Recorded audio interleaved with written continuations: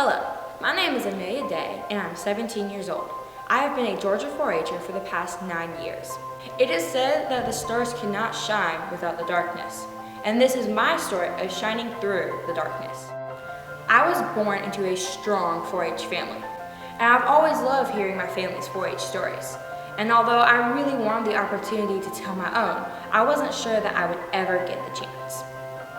While I had to undergo years of speech therapy for me to be speaking normally, my family was sure that 4-H could help me overcome my confidence in speaking issues. They were right. Of course, I was terrified at my first project achievement, but all that disappeared when my name was called to accept first place in the art project area. That feeling of success made me forget my fear, and it was the start for my love of 4-H. 4-H has taught me so much, from teamwork to public speaking and everything in between. Serving on junior and senior board has taught me to create a better speech and how to present it to a large crowd. Being a team leader has taught me how to keep control of a situation. And serving as an instructor at state events has taught me how to share my ideas with others. Amelia Day is an amazing young lady.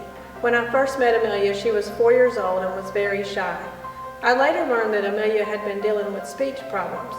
However, Amelia never let her speech problems define her in her 4-H career. I have worked with thousands of youth across this country, and I would definitely place Amelia in the top 5% of her peer group. She has a servant's heart, and she's always trying to figure out the best in everybody. In 2012, Amelia started a project with the Veterans Hospital called Operation Veteran Smiles. She invited our county, a neighboring county, to help her with this project, and I know that she's made a difference in the lives of many people in the hospital.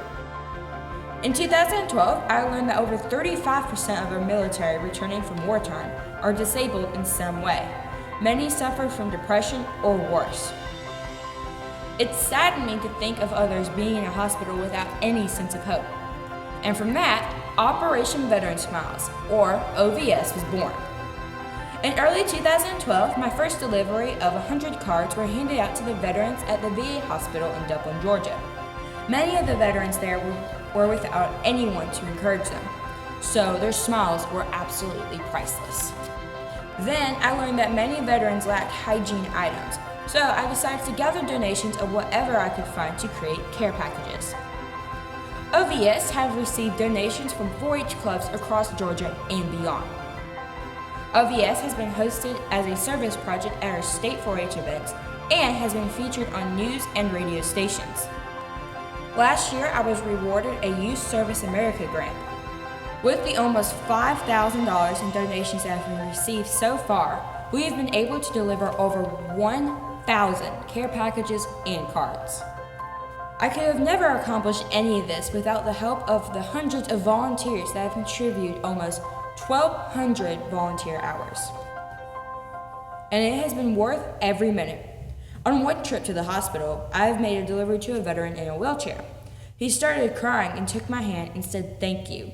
He thanked me for a toothbrush and some soap. And because of this project, some of my young volunteers have joined 4-H and are creating their own 4-H stories. This is my motivation to see OVS grow. The skills that I've been empowered with through 4-H cannot be taken away from me. This is my motivation to see OVS grow. The skills that I've been empowered with through 4-H cannot be taken away from me. They have helped me become a better person, and hopefully they are helping me help others to shine through the darkness as well. This year, I was able to expand Operation Veteran Smiles base by showing the work of OVS at regional events, such as the Southern Regional Volunteer Leaders Conference. This conference hosted volunteers from the 13 southern states, and because of this, volunteers were able to learn about OVS and take this project home to their own clubs in their area. This has also increased donations substantially.